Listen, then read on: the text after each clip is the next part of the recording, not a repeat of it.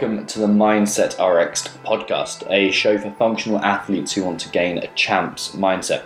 Before we get into today's show, just time to remind you that the applications for the Mindset RX coaching certification are drawing to a close. It is Monday the I don't know of August. It feels like Monday I'll tell you in just a second. But anyway, Monday and on Friday, the applications will close to join the Mindset RX coaching certification. It's Monday the 13th of August. On actually next Monday, which will be obviously Monday the 20th, applications to join the Mindset RX coaching certification will be closed.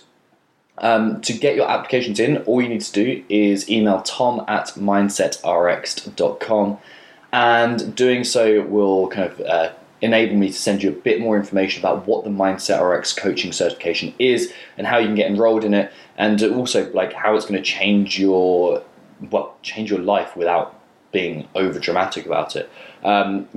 If you're a coach, or you want to become a coach, or you just want the gold standard in mindset coaching for yourself to apply, because we learn best when we teach others. If you want that for yourself, well, this is the only way to get it, especially if you're a functional athlete. So email tom@mindsetrx.com, so mindset Romeo X-ray Delta.com, and you'll receive an email back very shortly, within 24 hours, I should hope. So today's show is essentially about one type of athlete that I work with, or that I get. I don't know, it's not the most common, but one of the most common things that people come to me to talk about. And like it's a bit of a struggle, because it's actually something I've been through before, and like to stop beating around the bush and building the tension, it's essentially about not being able to push hard enough. And let's face it, each person is an individual. An individual needs to learn how to push harder in their individual way. Hence why it's important to like get help with this. But let's talk about the issue of it, because most of all, I want this podcast to encourage you to take a dive into the unknown for just a second, and as I've been mentioning quite a lot in these podcasts recently, to dance with the unknown, to dance with potential failure. Because the reason most people don't push hard is because of fear of some sort. It's on the surface, it appears as fear of failure or fear of not doing well in the WOD. But let's actually uncover what that means, because failure isn't the actual driving force. Success and failure aren't actually the driving force. There's emotional states behind this, and like we've got to understand what the deeper drive actually is.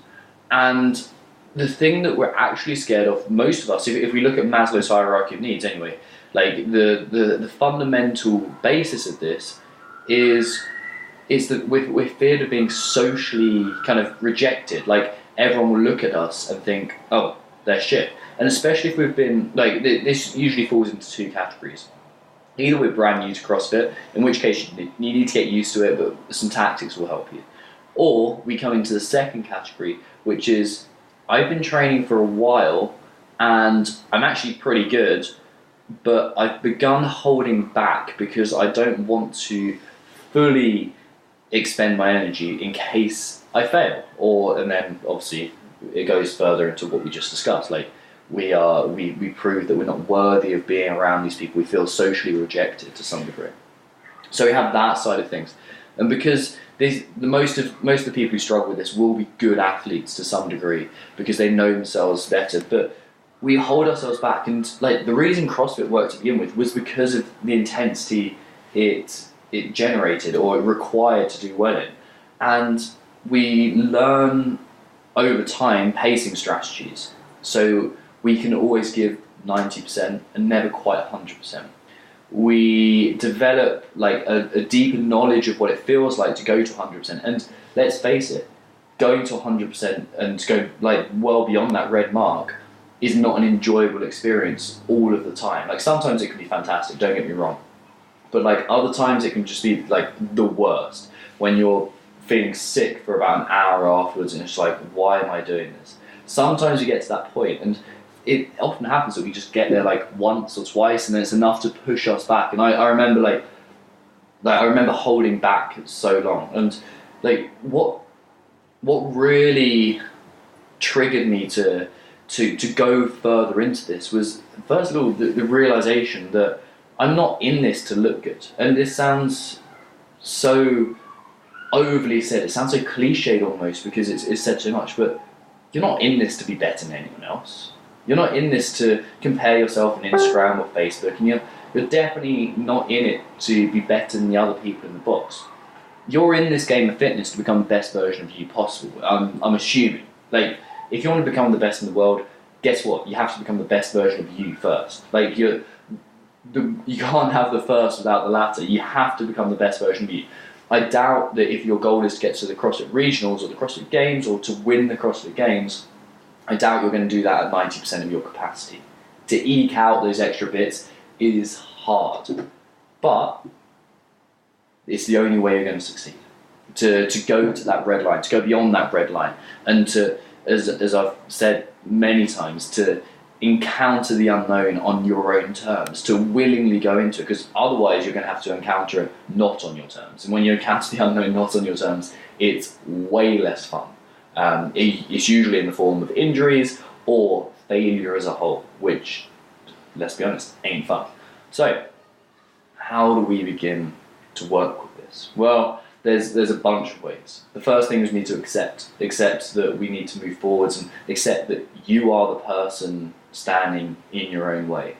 The next step is we need to become aware. And what I mean by this is awareness not just of the issue, but how it shows itself from the very origins. Because you may think that the not being able to push yourself through a WOD in let's say a CrossFit gym, and not being able to push yourself to the red line starts and finishes within the capacity of that WOD, within the time frame of that WOD. But in reality, it starts hours before, and it starts kind of like, it could start a week before with some shit that's gone on outside. And if you can't delineate that, it's very important that you learn to recognize what leads up to not being able to perform your best.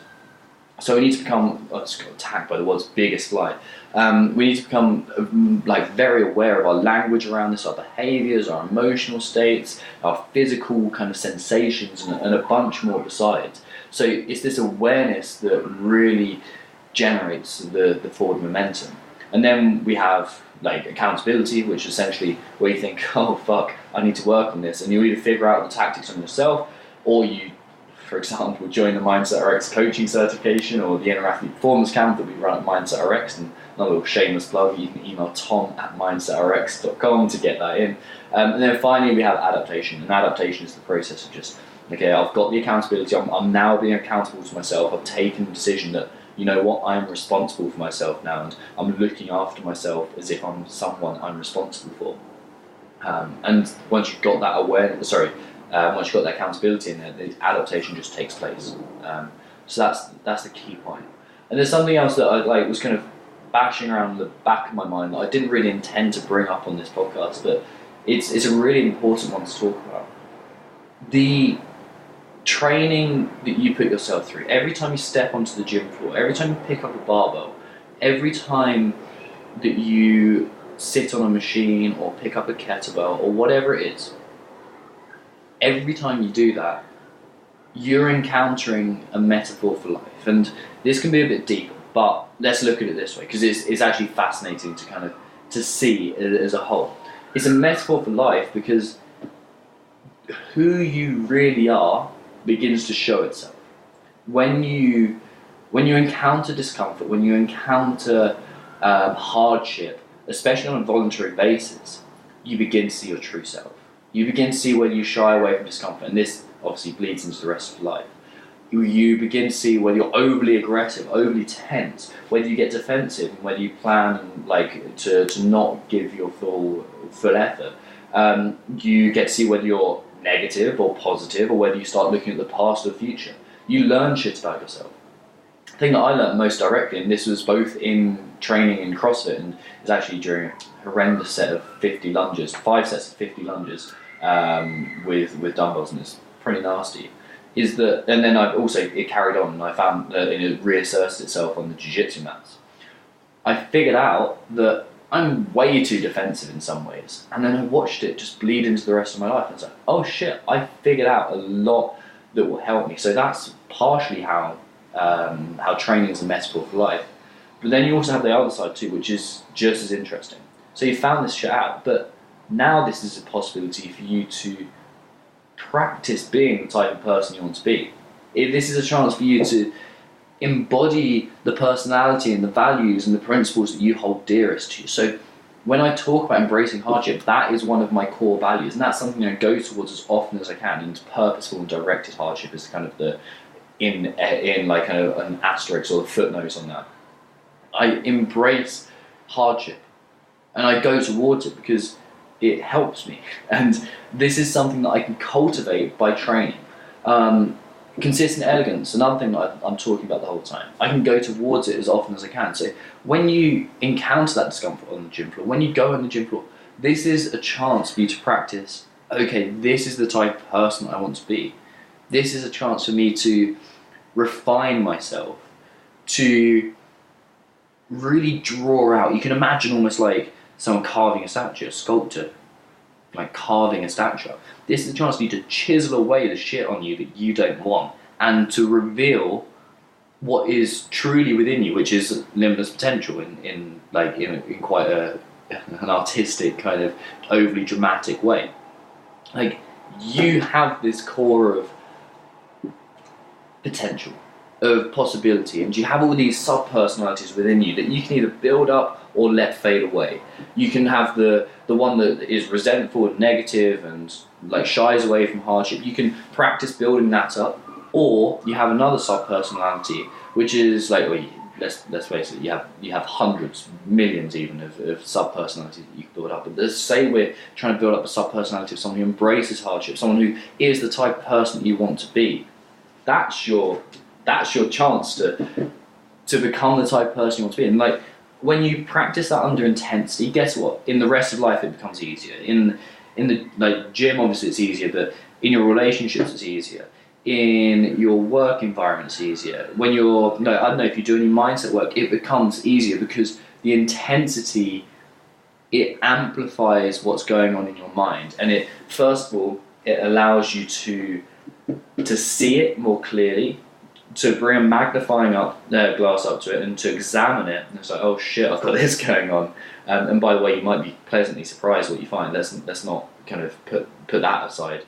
And then on top of that, you have something which is a tool, a fantastic tool to exaggerate the personality traits that you want to exemplify. And that's something like, that is why training will always be at the philosophy of, like, the core of what I do as a human being, because like, we've got to understand that we can cultivate our personality, we can change our personality, we can become the type of person we want to become if we practice it. And it's that practicing it that enables you to be you, to release to go back to that analogy, to sculpt away the excess rock and show your true self. Now, that was a unexpected turn for this, and I've just realised, just went to close this, and my laptop is still, it's just locked itself, so hopefully I'm still recording. Happy days. So on that bombshell, I'll leave you until next time. Remember, if you're interested in the coaching, so if you've got any questions about it whatsoever, shoot me an email, tom@mindsetrx.com, so mindset Romeo X-ray Delta.com, and I'll send you a bunch of information about that. Until next time, I'll speak to you soon.